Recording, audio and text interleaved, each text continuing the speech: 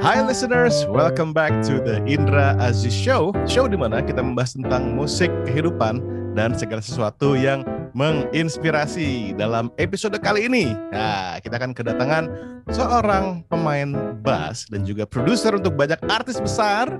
Dari Raisa, Marcel, Afgan, sebutin semua ya. Dan juga kemarin tahun 2020 ngerilis EP, judulnya Revive, ada 2 episode tuh, bisa dicek di Spotify, musiknya out of this world banget.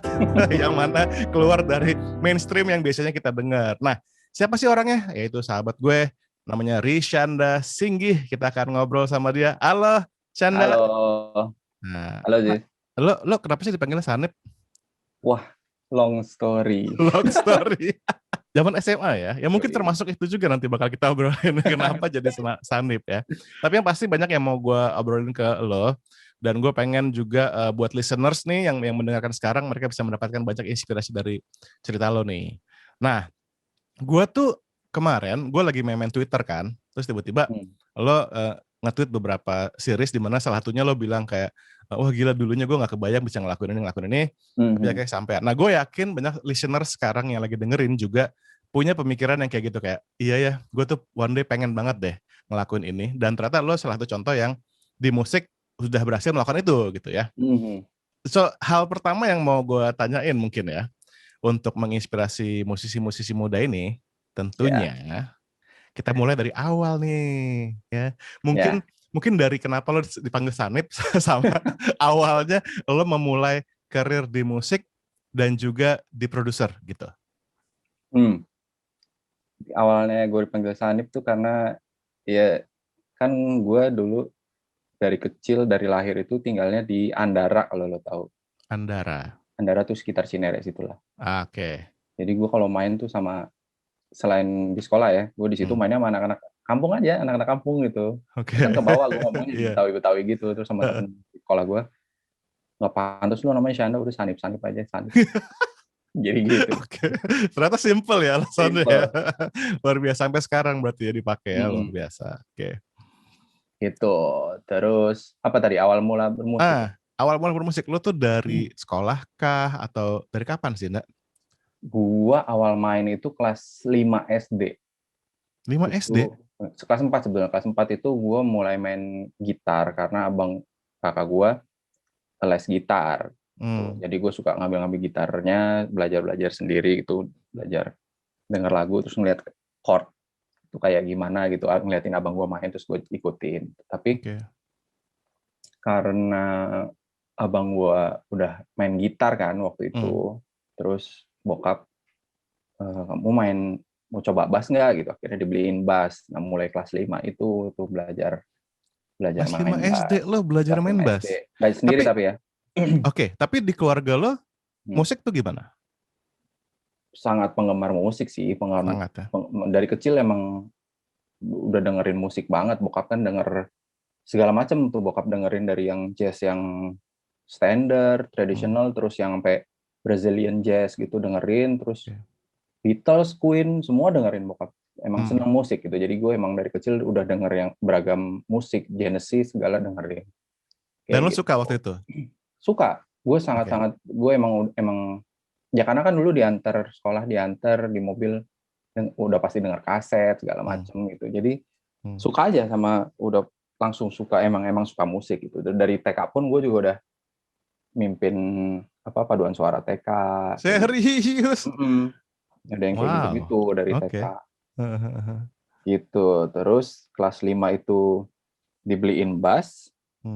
Terus udah belajar sendiri aja dari lagu-lagu yang, dan gue tadinya belum tertarik sampai akhirnya gue denger lagunya Red Hot Chili Peppers yang Aeroplane. Itu lagu yang membuat gue akhirnya tertarik. Oke deh, gue asik banget di bassnya gitu. Dan surprisingly gue juga bingung, itu lagu pertama yang gue bisa. Serius? Yoi. Gokil. Oke. Udah dari situ bokap gue ngeliat gue kayaknya makin suka, makin serius. Kelas 1 SMP dimasukinlah ke Farabi, tempat kita semua ketemu bermuara ya. Luar biasa. Oke. Itu pertama-tamanya sih itu sih. Dulu di Farabi siapa gurunya? Langsung Mas Indro karena langsung Mas Indro ya? gue itu kan Farabi satu SMP, berarti itu tahun 97. Itu awal-awalnya Farabi itu yang eranya Mas Dwiki buka tuh. Ya. Buka lagi itu kan, itu baru awal-awal tuh. Dan itu instrukturnya masih yang top-topnya semua. Iya, Mas gokil ya. Indra, terus Iya. Mas Bujana juga pernah ngajar, apalagi yang drum tuh. Yang drum semuanya ngajar sih itu dari mulai Gilang Ramadan, Aksan, semuanya itu lagi. Wah, gila. Dan itu sekolahnya sangar abis loh ya. Iya, gue langsung dipegang sama Mas Indro waktu itu. Ya udah, gue dari 1 SMP lulus 3 SMA. Tapi lo terusin, bener-bener lo terusin sampai lulus, SMA lo? sampai selesai. Di Farabi? Di Farabi. Wow, oke. Termasuk lulusan pertama Farabi jadinya. Lulusan yang pertama tuh gue. Gue inget banget tuh di angkatan awal-awal gue masuk itu tuh ada Ryan. Ryan belum berangkat ke KL kan dia ke KL tuh. Ryan tuh masih di Farabi, dia cuma setahun atau 2 tahun karena dia habis itu lulus SMA, kuliah ke KL terus ke Berkeley kan. Iya. Terus siapa ya, Titi. Nah nih buat listeners yang mungkin nggak Ryan tuh maksudnya Ryan Drasunito. Iya. Lu sempet juga nggak sih? Sempat, gue tuh tahun 99 gue baru masuk. 98, 99 lah gue baru masuk gitu. Semua kok Nikita juga pernah ya kan? Kita. Ari Pramundito. Iya, nah gue tuh dulu zaman-zaman sering manggungnya tuh yang main bass biasanya Reno kan. Oh iya, lu bandnya Reno ya, lu bareng sama Reno. Bandnya Reno gue sama Dave Matthews. Sama Rian. Brian maksud gue. Oh iya, Brian. Ya begitu. Zaman-zaman itu ceritanya ensemble-nya Farabi tuh ya. Gokil. Kebanggaan abis men memegang lencana itu. Gokil men. Iya. Oke. Waktu lo setelah lulus dari Farabi, what's the first gig yang membuat lo kayak oke nih berarti gue emang udah nge-gig nih. Gue udah pakai keahlian gue buat actually main gitu loh. Nah, ini justru gue udah mulai jadi professional musician sebelum gue lulus Farabi dan sebelum gue lulus SMA. Karena gue kelas 2 SMA itu gue diajak gabung ke band Wong Pitu itu. Oh iya kan? Pitu, gokil. Gitu. Itu yang ngajak gue itu Krisna Prameswara. Wow. Dia pemain keyboardnya Naif sekarang yang Naifnya juga udah bubar. Ya dia waktu itu nyari emang penyari pemain bass buat main di kafe-kafe sama band ini gitu. Kenapa waktu itu lo? Nah, dia nanya ke Mas Indro. Gue cari pemain bass nih buat main reguler gini-gini. Mas Indro nge-reference gue, nih ada murid gue, coba aja gitu. Cuman karena gue masih SMA, jadi si Krisna itu sampai harus datang ke rumah gue buat izin ke bokapnya. Ya ampun. Karena kebetulan si istrinya si Krisna itu anak buahnya nyokap di kantor. Gitu. Jadi saling kenal juga. Terus akhirnya ke rumah minta izin ngajak gue ngeband, boleh. Wah itu di awal-awal gitu reguler masih 2 kali seminggu sih. Cuman lumayan juga lo bayangin aja zaman dulu kan sekarang juga sih kelar jam 1:30 gitu kan. Hari Rabu besoknya sekolah. Besoknya sekolah gila. Oke. Satu lagi Jumat tuh yang di James itu yang ramai banget kalau setiap Wong Pitu main tuh kan. Gila, Jumat. Ya. Nah itu sampai jam 1:30 juga. Di zaman itu kan Sabtu masih sekolah. Iya. Ya itu tetap aja di sekolah udah ngantuk tidur. Lo tuh SMA 34 bukan sih? 82 gua. 82 ya. Abang gua 34. Oke. Gokil ya. Berarti lo sebetulnya gini, sebetulnya lo tuh senior gue. Karena lo dulu bermusik profesional daripada gue gitu. Iya, kalau dihitung-hitung sih berapa ya? 18 tahun berarti 2002 mulai. Iya. Oke. Nah, waktu itu gimana maksud gue? Lo sebagai anak SMA dan di situ mungkin teman-teman lo di waktu itu jauh lebih tua. Jauh lebih tua ya? 10 tahun lebih udah. 10 tahun lebih di atas gue lah. Dan gimana lo meng-adjust ke kehidupan itu? Maksud gue kehidupan musisi profesional yang harus pulang pagi, ngulik lagu-lagu. Berapa lagu lo kulik itu banyak banget sih. Di awal latihan aja tuh 24 kali ada. What? Iya, karena kan itu udah buat benar-benar udah siap-siap buat mainnya gitu kan. Betul. Dan itu setiap minggu nambah jadi. Karena band baru kan, jadi tiap minggu ya nambah 20, 24, nambah ya minggu depannya mungkin lebih sedikit jadi 15, 10, ya gitu aja gitu terus. Nah, nih listeners harus denger nih ya, betapa ya emang kalau lo mau serius di musik, lo mesti ngulik dan mesti latihan banget gitu loh. Itu nggak main-main lagi gitu kan. Jadi lo Dan ada iya, catatan lagi di zaman gimana? itu kan regulernya bukan lagu-lagu top 40 yang sekarang yang rata-rata 4 chordan gitu. Di Iya, zaman iya gue kan bener. regulernya Earth, Wind and Fire, Gila. kayak Quincy Jones, Michael Iya, Jackson yang chordnya iya, banyak-banyak gitu kan. iya, iya, iya, iya. Susah juga gitu. Iya, tapi emang gimana? Lo ngelihat kondisi reguler zaman dulu ya, sama reguler zaman sekarang nih di Senopati Gang gitu kan? Di Senopati Gang. Seperti apa sih perbedaannya yang mungkin dari sisi kalau tadi dari sisi musiknya gitu ya, musiknya zaman dulu lebih banyak chord segala macam, tapi dari sisi mungkin how people do business and the culture gitu kayak apa nih? Ada nggak yang lo lihat? Sebetulnya sama aja sih, cuman ini sebetulnya udah balik ke era seperti zaman gue reguler lagi, di mana bandnya full band, penampilannya total, kadang-kadang pakai kostum kan, zaman-zaman kayak zaman dulu kayak gitu kan, Iya, iya, iya. yang seru-seru gitu. Nah, sebelum balik ke era sini kan ada era di mana akustikan tuh, ya nggak sih? Akustikan lagi naik banget yang pakai kahon segala macam tuh lumayan bertahan lumayan lama tuh. Gue juga ngalamin sama band gue yang Drew tuh setelah itu. Drew, oke. Yoi. Nah, habis itu sekarang sih kalau gue lihat udah balik seperti zaman awal gue reguler tuh, udah full band, udah lagunya juga udah mirip-mirip kan, ada lagu Boyz II Men, lagu-lagu Earth, Wind and Fire gitu-gitu dibawain lagi gitu. Dan vibe penontonnya pun juga rusuh-rusuhnya sama sih. Rusuh-rusuhnya sama ya gitu. Tapi lo ngalamin era-era itu gitu gokil sih, Nep. Tapi kaget sih gue juga jujur kaget ya. Gue 2 SMA kan ya, yang bener-bener gue lumayan anak baik-baik sih dulu. Anak baik-baik. Termasuk anak baik-baik. Okay. anak basket, anak paskibra gitu kan, baik-baik banget gitu. Terus ketemu reguleran tuh lumayan kaget sama isi penontonnya sih. Tapi kan, iya. Tapi 5 tahun gue sama Wong itu tuh belajar banyak banget, belajar ngadepin penonton, hal-hal yang tak terduga di panggung itu ngajarin gue banyak banget. Contoh kegilaan atau hal tak terduga apa yang pernah lo alamin waktu bareng Wong Pitu dulu? Personel berantem di panggung. Gimana tuh, Nep? Lu tau gak kalau band udah reguler yang hampir tiap hari ketemu gitu, ya itu udah bisa jadi enek-enekan itu udah biasa gitu. Itu benar-benar berantem di panggung vokalis gue di tengah-tengah manggung. Beberapa lagu sebelum break session, udah benar-benar teriak-teriakan di panggung. Untungnya waktu itu nggak gitu rame penontonnya.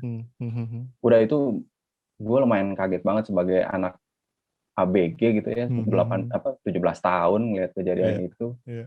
Udah gitu begitu break di ruang tunggunya kita itu, di ruang istirahatnya kita, wah lempar-lemparan kursi, berantem beneran. Wadaw, oke. Itu lumayan shocking moment sih buat gue tuh. Oke. Gila. Nah, sejak dari situ lo menggali pengalaman dan lo menggembleng diri lo sebagai musisi di dunia reguler bersama Wong Pitu, lo mulai masuk ke session itu berapa lama setelahnya tuh? 5 tahun itu. Jadi gue kan di Wong Pitu 5 tahun ya. Gue selesai dari Wong Pitu tuh alhamdulillah nggak gitu lama. Gue ketemu Abe. Oke. Kan Abe yang Farabi juga kan? Iya.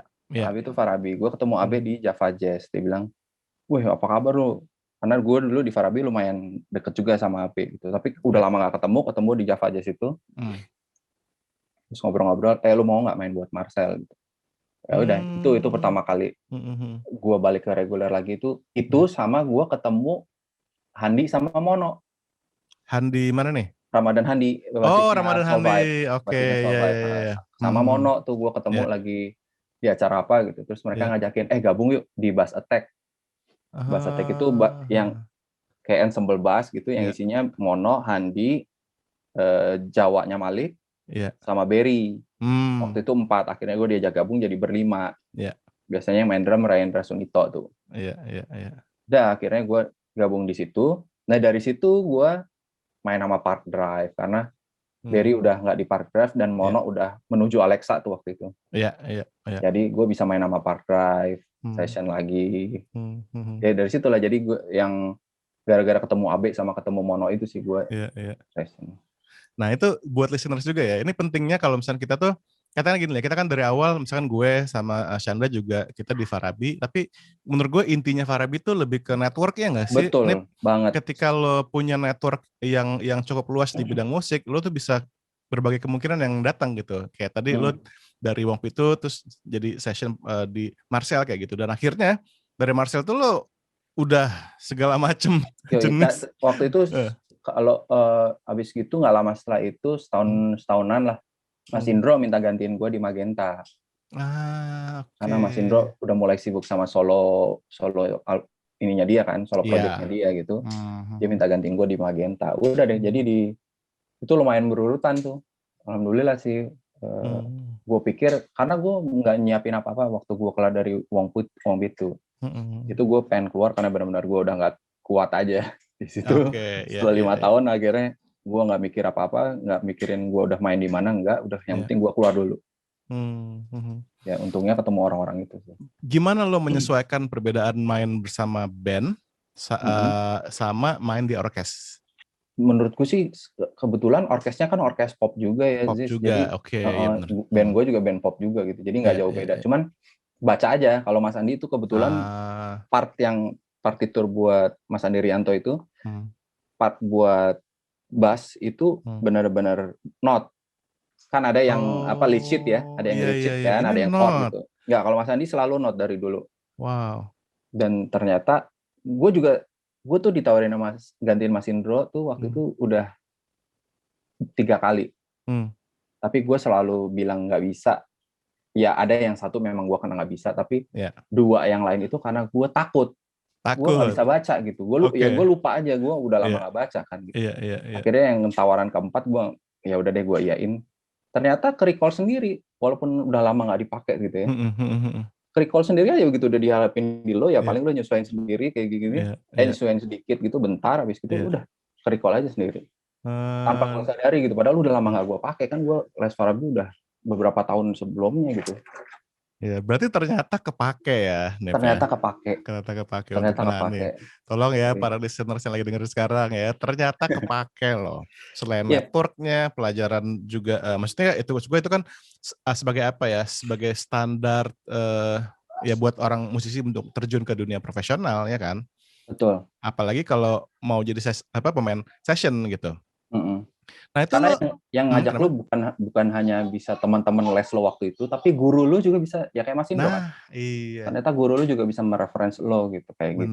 Jadi banyak banget tuh kemungkinannya ketika lo paling tidak pernah belajar di sekolah gitu. Itu yang yang sulit sama kalau lu belajar sendiri sih agak, kecuali lo gaul banget ya, gaul yang benar gitu. Iya. Oke. Nah berarti pada masa itu, Nep, lo juga udah banyak kerja di studio, Nep ya?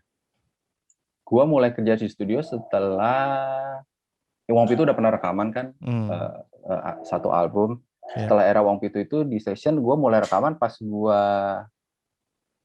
pernah ngisi Rifka tuh, gara-garanya Rifka Rahman. Ngisi 1 lagu di albumnya Aditya, Be Mine. Aditya, Be Mine, oke. Ya, Rifka ngajak gue tuh, itu sebelum gue gabung Magenta tuh bahkan. Habis gitu ya banyak setelah gue masuk Magenta sih. Iya. Lo awal mulanya. Lo lebih suka main di panggung atau di studio, Nip? Waktu panggung. itu ya? Panggung, tapi ada tiba-tiba ada satu era sekitar 2 tahunan gitu, gue senang banget di studio gitu. Gue kayak nemuin dia gimana ya, gue senang ngulik soalnya kan. Kalau lagi rekaman tuh, pas lagi rekaman tuh gue senang banget tuh. Gue sempat kepikiran, enak juga ya jadi orang studio gitu. Entah gue jadi engineer, entah jadi gue mixing engineer, atau gue punya studio produksi sendiri. Iya. Tapi emang nggak ada yang bisa ngelain manggung juga sih. Manggung itu emang. Lu juga lama jadi band leader buat Afgan juga ya, Nip? Yoi, lumayan lama. Itu AB juga, karena kan setelah era Marcel, AB megang bandnya Afgan kan. Iya. Dia jadi yang ngumpulin orang-orang buat bandnya Afgan. Nah, itu gue diajak juga di situ. Yeah. Terus AB butuh orang yang jadi band leadernya gitu. Iya. Jadi gue tuh lumayan tuh dari 2018 2009 sampai 2012-an lah gitu. Wah, pasti banyak pengalaman yang Seru. tak terduga juga ya. Unik juga. Afgan kan lo tahu sendiri ya. kan penyanyi yang lumayan perfeksionis, orangnya agak-agak unik juga gitu. Jadi ya kayak itu lucu ketemu orang-orang baru. Marcel beda lagi kayak gimana ya kayak gitu.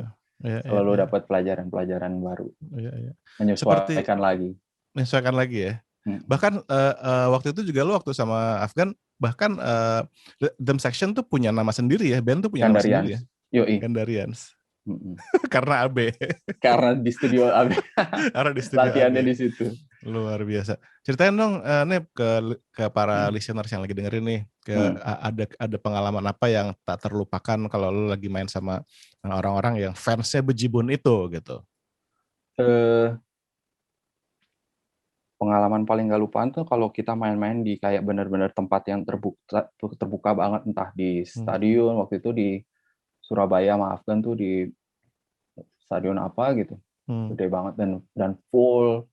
Itu emang nggak bisa begitu itu angin dari penonton tuh lu ke kita, ngerti nggak lo? Dan itu tuh rasanya kayak wah gila, itu bikin energinya merinding semua. Iya. Benar-benar baru masuk panggung tuh langsung ada mereka, apalagi kayak Afgan, kayak Raisa gitu kan, fans-fansnya yang track-tracknya bahkan lebih kencang dari monitor kita kadang-kadang kayak gitu kan, kencang banget itu, wah merinding sih. Pasti di lagu pertama tuh udah langsung energi kita udah naik. Gitu. Dan itu lo main tuh juga udah nggak kenal capek tuh ya? Udah tahu selesai aja sampai kamar. Begitu udah sampai kamar tuh adrenalin baru mulai gitu udah ya. Gitu capek banget tuh berasanya di situ.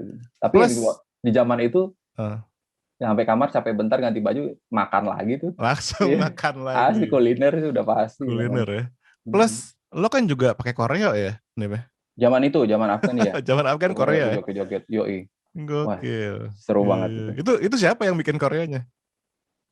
Dulu yang pemicunya sih percussionis itu si Dito.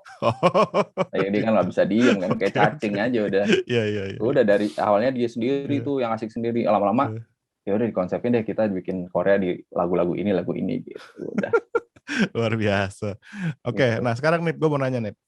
Kalau tadi lo sebagai bass player, nah sekarang gue mau nanya lo sebagai produser. Gimana lo terjun memproduser itu awalnya gimana tuh? Yang nyeburin gua untuk mengetahui bikin musik digital pakai software DAW gitu-gitu itu Mas Andi. Oh, oke. Karena di awal pertama kali gua masuk Magenta itu Magenta lagi gila-gilanya kerjaannya. Ada Idol, ada Mamma Mia tuh yang di Indosiar, terus ada habis itu ada The Voice. Belum lagi konser-konser dan lain-lain. Jadi Mas Andi tuh bagi-bagi aransemen ke band-bandnya biasanya. Oh, oke. Buat yang bukan yang acara yang begitu besar ya, buat yang kayak di TV segala macam. Jadi gua dapet, terus Daniel Sigarlaki dapet gitu kayak. Alvin Witarsa juga suka dikasih gitu. Nah, gua belum tahu apa-apa tuh Mas Andi. Udah kamu belajar ya, ini aku kasih install aja dulu. Logic masih pakai CD installnya dan itu bisa untuk 5 komputer. Iya. Logic berapa berarti ya? 7, gue dari 7 pakai. 7. Sudah install, gue belajar sendiri. Gue inget banget pertama kali gue bikin aransemen berikut sequencer dan lain-lainnya itu, gue bikin mulai jam 4 sore. Selesai jam 8. Jam pagi. 8 pagi. Dari 4 sore selesai jam 8 pagi. Tapi itu problemnya adalah gue belum punya controller. Gue gambar semua coy. Gambar semua. Gimana kagak 8 pagi? Lu masih inget gak lagunya? Lagu apa? Whitney Houston gue lupa apa sih zaman dulu. Tapi yang ngebeat ya, bukan yang ballad. Ada deh. Tapi itu 2 lagu ya, 2 lagu. Oke. 2 lagu. Dan itu dipakai, kalau live dipakai jadi sequencer gitu? Iya, dipakai backing track segala. Luar biasa. Sadis ya. Tapi waktu lo awal-awal mulai gitu ya, lo ngulik sound juga atau lo pakai vanilla aja? Logic 7 waktu itu? Mau nggak mau yang tetap ngulik sih, ngerti nggak? Yeah. Kayak tetap gue cari bunyi yang paling oke, terus kalau kurang oke, udah logikanya udah jalan tuh. Iya. Kalau kurang oke, kira-kira gue apain ya, EQ atau di apain kayak gitu, itu udah surprisingly udah jalan aja di gue. Gitu. Iya. Tapi berarti bisa dibilang gini nih, berarti lo bisa dibilang untuk produser lo otodidak, tapi langsung nyebur.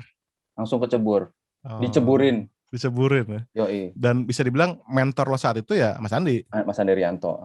Itu awal-awal istilahnya aransemen buat live ya, buat keperluan untuk live. Nggak lama setelah itu, Tommy Utomo, sound engineer-nya Magenta juga dan Aquarius, itu hubungin gua. Nip, bikinin musik dong buat bini gua gitu, si V Utomo. Iya. Dia ada perlu satu lagu buat soundtrack gitu. Oke. Udah, akhirnya itu pertama kali gue produce buat rekaman tuh itu. Lagunya Sashi, vokalisnya Drew. Iya. Gitu. Wah. Ternyata ya udah kayak apa ya namanya, kayak spiral aja gitu. Iya itu terus gitu kayak. Betul.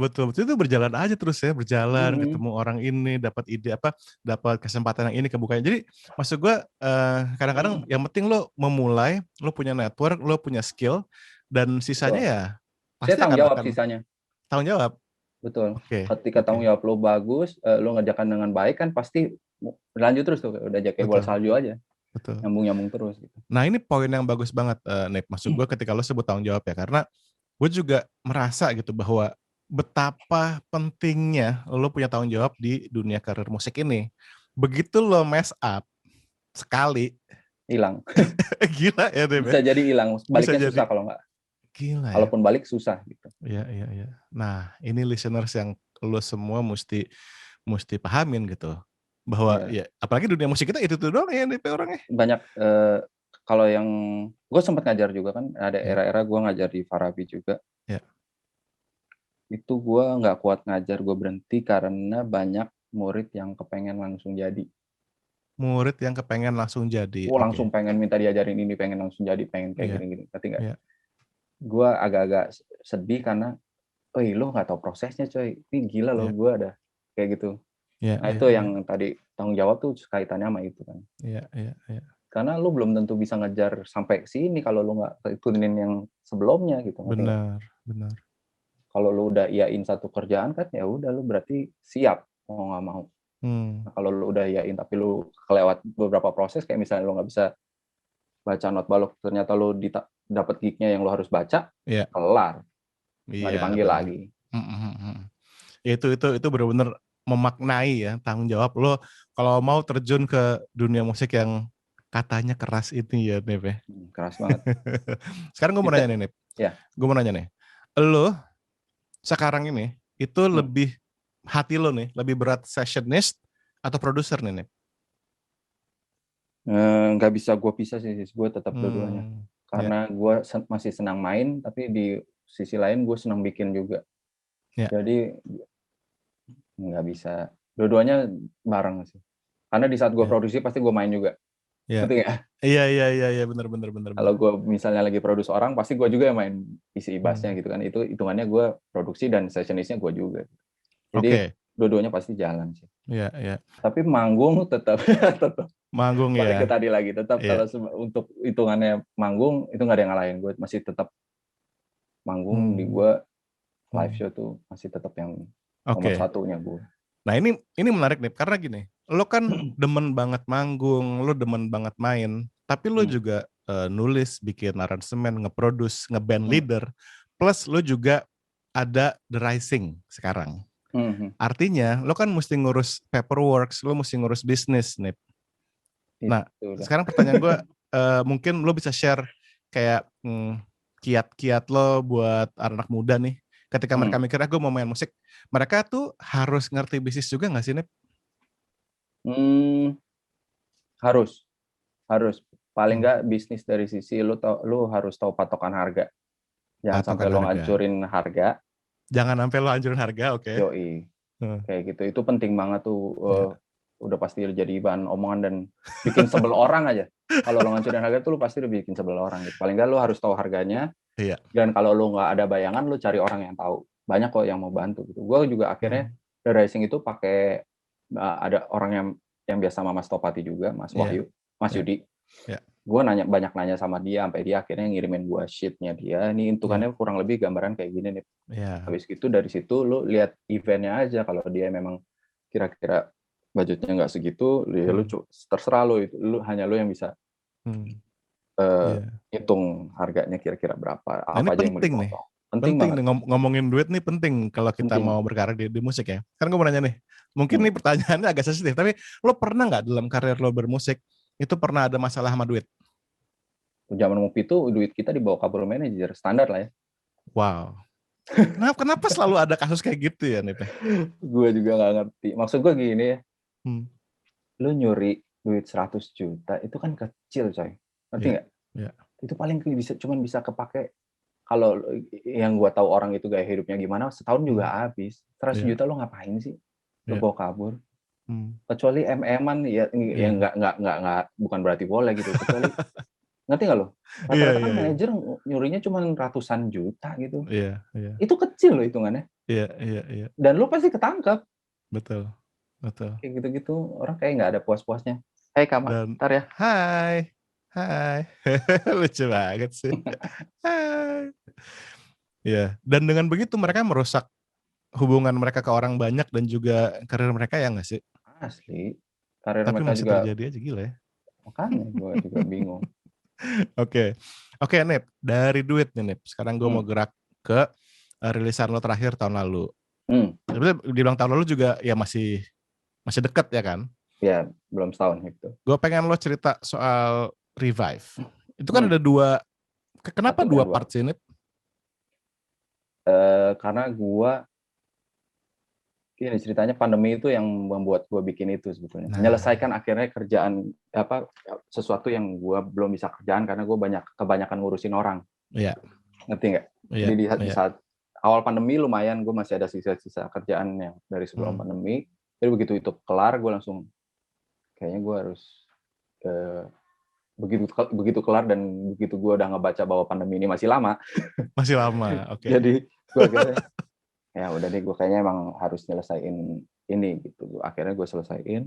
Ada hikmahnya ya di sini ya? Ada. Jadi sebetulnya udah ada 3 lagu. Ya. Yang memang itu udah dari 3 tahun sebelumnya, udah dari 2017 kalau nggak salah. Habis gitu, udah deh gue tambahin aja, gue selesaiin lagu-lagunya.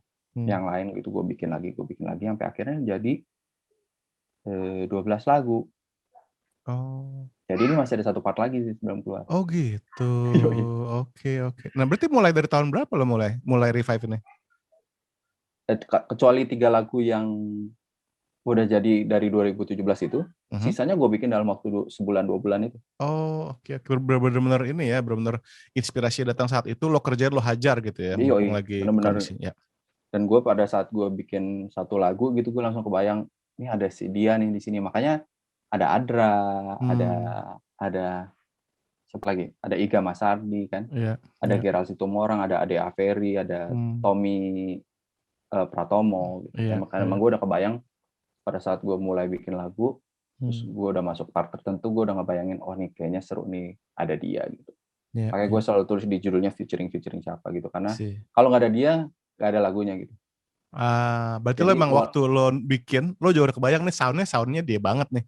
Ya karena gue nggak mau bikin, walaupun gue pemain bass, gue nggak mau bikin lagu yang bass oriented banget gitu kan. Gue pengen, karena gue ada sisi produsernya juga, emang gue pengen bikin musik aja gitu. Gue pengen bikin musik, tapi gue pasti butuh solois kan di tiap lagunya. I see. Nah solois itu yang gue udah kebayang siapa-siapa aja. Dan kenapa gue tulis di featuringnya, karena itu tadi, kalau nggak ada si dia ini, lagunya nggak jadi kayak gitu. Karena gue dari awalnya juga udah membentuk seperti itu. Kalau influence musik lo ya, maksud gue kalau kita denger nih kan tadi gue bilang, kok jauh ya dari mainstream yang dibayangin kalau orang denger nama Rishanda Singgih gitu. Gimana tuh influence dari manakah itu musik seorang Rishanda? Nah itu tadi yang dari gue cerita, dari gue kecil itu bokap gue sendiri kan dengerinnya juga udah macam-macam. Dari mulai jazz sampai progressive rock yang kayak Genesis, terus Michael Jackson, Quincy Jones, kayak gitu-gitu semua dengar gitu. Pas gue mulai masuk SD, gue suka Red Hot Chili Peppers, terus gue ngeband sama abang gue awal-awal tuh dengerinnya U2 dan lain-lain. Dan setelah zaman SMA itu gue mulai suka yang ambient gitu. Gue mulai suka film scoring. Gue mulai suka ada di situ semua tuh makanya ya gue suka banget influence tadi. ya. Makanya gue suka kayak Trent Reznor gitu kan musiknya. Ya. Kalau yang sama Nine Inch Nails kan rock banget, tapi di sisi lainnya dia ambient sound yang bikin scoring-scoringnya dia kan kayak gitu-gitu kan. Iya. Terus gue suka Daft Punk, Vangelis, kayak gitu-gitu gue denger semua gitu. Jadi udah gabungan aja. Intinya gue suka segala jenis musik sih. Bukan jadi karena ya. Jadi bisa dibilang bukan Revive. karena gue ya. Sorry. Jadi bisa dibilang Revive itu lo banget nggak? Iya. Oke. Banget. Itu gue banget. Yang benar-benar nggak dibuat-buat waktu bikin. Sebenarnya ada satu lagi yang kayak gitu kalau udah ada yang tahu ya, sekitar tahun 2016 tuh gue pernah ngeluarin album sama istri gue namanya The Blue Frogs. Itu udah, kalau mau cari di digital itu juga udah ada The Blue Frogs. Blue-nya pakai BLU. Itu juga gue banget gitu. Yang artinya gue banget tuh yang kalau menurut gue musik yang lu banget atau gue banget itu adalah ketika lu bikin lu nggak mikir gitu. Nggak mikir, oke. Ya kan? Ya udah itu emang udah naturally keluar aja dari lo. Lu tinggal mikirin ya kayak gue tadi ini featuring siapa gitu. Tapi musiknya udah jadi gitu aja. Jadi gitu aja itu kayak nggak ada pretensi, lo nggak konsepin dalam arti kayak oke, gue maunya konsep, tapi lo ya udah keluar aja gitu kan. That's like you. Iya, itu. Oke. Emang banyak yang bingung sih, anjir kok begini ya Revive, maksudnya musik lu ternyata gini ya gitu. Tapi buat orang yang kenal gue dari dulu emang tahu ya gue dengerinnya apa segala macam. Ya emang jadinya gitu, ya nggak heran sih ada yang kayak gitu juga. Itu berarti lo rilisnya prosesnya gimana tuh? Lo apakah ada seperti apa sih? Ini buat teman-teman yang juga punya inspirasi untuk bikin karya gitu ya, Nip ya. Mereka mesti kemana sih untuk bisa rilis gitu? Gue pakai TuneCore namanya. Itu kita upload sendiri, masukin sendiri, tulis judul sendiri, nanti pemasukannya, reportnya siapa aja yang dengerin lu juga jelas tuh kalau di TuneCore di website itu jelas. Gue kebetulan gue pakai itu. Jadi gue masukin dari zaman Blue Frogs juga udah pakai itu. Tapi sebetulnya ada banyak sekali cara kayak ke Bandcamp lu juga bisa. Bandcamp lebih direct lagi kalau itu benar-benar duitnya benar-benar lu doa totally buat lo gitu kan Bandcamp. Ada juga kalau lo memang mau nggak keluar apa-apa, SoundCloud sih. SoundCloud juga bisa kok. Banyak orang yang gitu ya? SoundCloud sekarang gitu bisa? Masih hidup. Banyak yang masih suka naruh di situ kayak misalnya dia ngeluarin albumnya di digital biasa tapi remixnya dia keluarinnya di SoundCloud. Kayak gitu. Kayak kan si Anderson .Paak juga gitu kan besarnya gara-gara gitu ya? SoundCloud. Wah, gue mesti lebih ngikutin nih dunia begini-beginian nih. Masih kok SoundCloud tuh masih. Pokoknya kuncinya kalau yang upload bebas kayak SoundCloud atau YouTube kayak gitu-gitu kuncinya di hashtag aja. Jadi ketika orang hashtag tuh kan ya kayak di IG segala macam kalau lu ngetik nyari hashtag tertentu kan yang keluar semua tuh kan gambar-gambar. Sama SoundCloud, YouTube juga gitu. Oh gitu. Orang lagi nyari elektronik, misalnya lu elektronik chill gitu. Nama lu pasti ada di situ gitu. Kuncinya di hashtag pokoknya SoundCloud sama YouTube. Oke. Wow. Oke. Jadi ini menarik sih. Maksud gue kalau gue kan mungkin lebih banyak bergeraknya di dunia konten ya sekarang. Jadi memang ya lo ketika lo bikin musik, lo bikin karya secara esensi basically lo bikin konten juga gitu kan. Tapi di dunia industri musik gitu. Oh, interesting. Oke. Nah ini semoga jadi pelajaran nih buat teman-teman yang mau terjun berkarya di musik dan juga tentunya bikin karya. Nah, sekarang nih topiknya yang terakhir nih, Nep. Ini kan sekarang kondisinya lagi pandemi dan lu tadi bilang lu membaca nih kayaknya nggak bentar lagi nih ya, masih ada beberapa bulan lah ke depan gitu. Apa tips yang bisa lo kasih? Kan kalau untuk lo tadi ada hikmahnya salah satunya nyelesain project ini, Revive. Nah, buat teman-teman yang lagi, gue baru mau mulai main segala macam, tapi kesempatan gue jadi ketutup nih buat main sekarang gitu. Lo ada nasihat nggak buat mereka atau masukan gitu? Tapi kayaknya kalau manggung-manggung sih sekarang udah mulai jalan lagi. Udah mulai jalan lagi ya. Jalan terus reguleran juga di beberapa tempat juga udah jalan banget. Ya. Tapi kalau ada yang masih kayak buntu gitu, ya kalau lo bisa bikin karya, Artinya lu punya toolsnya, bikin aja di rumah. Bikin aja dulu, yang penting bikin. Sama kalau misalnya lo yang bukan tipe produser gitu, emang yang lo cuman pemain doang, menurut gue sih belajar sih. Belajar? Ngulik lagi dari kan ya YouTube kayak apa gitu, lo benar-benar ngulik alat-alat lo, misalnya lo punya alat bass dan pendukungnya, misalnya ada efek-efek apa, ternyata bisa bunyi gini, ternyata bisa kayak gimana. Pokoknya belajar terus lo kulik terus semuanya. Jadi ketika ini udah selesai semua, ya lu udah siap, lebih dari siap lagi gitu. Nice. Gue juga akhirnya jadi ngulik kan. Selama setahun ini kan lu jadi ngulik gimana caranya bisa Zoom tapi tampil di IG live, ya kayak gitu-gitu kan, pakai OBS akhirnya. Itu kan ngulik gitu. Ya itu kan salah satu yang namanya ngulik juga ya. Musik juga gitu, lu ngulik lagi bass lu tuh bisa bunyinya bisa kayak gimana sih. Yang tadinya lu main traditional fingering, lu ngulik jadi main pakai pick, atau lu ngulik slap lagi kayak gimana, itu kan nilai plus lagi gitu. Jadi ketika udah nantinya udah selesai, lu udah siap dengan segala macam. Betul sekali. Gitu. Tuh, listeners dengerin ya. Dengerin Rishanda Singgih tadi bilang, itu setuju banget gue. Tapi gue sih selalu nyaranin buat yang era sekarang nih, di era modern ini, lu harus punya tools buat ngerekam sih. Jadi di setahun belakangan ini yang gue pelajari, yang gue banyak dengar dari, kan gue sempat ngajar juga online, murid-murid gitu. Mereka tidak punya tools untuk merekam. Sayang banget kan. Padahal kan itu bisa ngebantu, ada job rekaman, lu nggak perlu kemana-mana, tinggal kirim data doang. Iya, bener juga. Kayak gitu. Nah itu kalau gue saranin sih, lu punya tools buat ngerekam. Bagaimanapun juga pasti akan kepake. Belajar dasarnya aja. Yes. Gitu. Oke nih, Nip. Terakhir nih, Nip. Apa rencana lo ke depan nih? Rencana gue ke depan, gue mau ngeluarin lebih banyak project lagi. Amin. Ya, sebentar. Pinjem dulu ya bapaknya. Pinjem dulu sedikit lagi. Gue mau ngeluarin lebih banyak project lagi, karena gue sadarin ternyata itu yang bikin orang notice kita lebih banyak lagi, lebih besar lagi. Karena kemarin nggak disangka-sangka gue masuk nominasi AMI. Oh iya. Congrats. Di kategori elektronik gitu ya, kayak gitu. Makanya gue gara-gara itu gue bilang, oh ternyata ini ya, banyak orang yang notice juga gue ngeluarin sesuatu. Dan mungkin karena beda juga kali ya, nggak ada yang bunyinya kayak gitu juga. Betul, bunyinya gokil sih. Iya. Jadi gue buat makin semangat untuk bikin terus yang gue keluarin sesuatu. Yes, amin. Semoga terus kita tunggu terus nih, Nip, karya-karya lo yang lain. Wah, thank you banget ya, Nip, ya udah spend hampir 1 jam kita ngobrol bareng. Lo udah share berbagai macam inspirasi buat teman-teman listener yang lagi dengerin. Semoga kalian semua lagi dengerin terinspirasi dan langsung cek Revive di Spotify.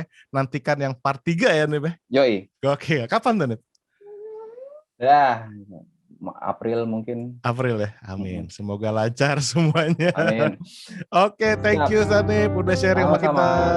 Oke, listeners, thank you so much udah dengerin. Semoga kalian semua terinspirasi dan terdorong untuk maju terus dan jangan patah semangat di kala pandemi ini, ngulik dan terus belajar. Tadi kata Sanip, kata Rishanda. So, sampai ketemu di episode selanjutnya dan semoga harimu menyenangkan. Bye-bye. Thank you, Nip. Dadah.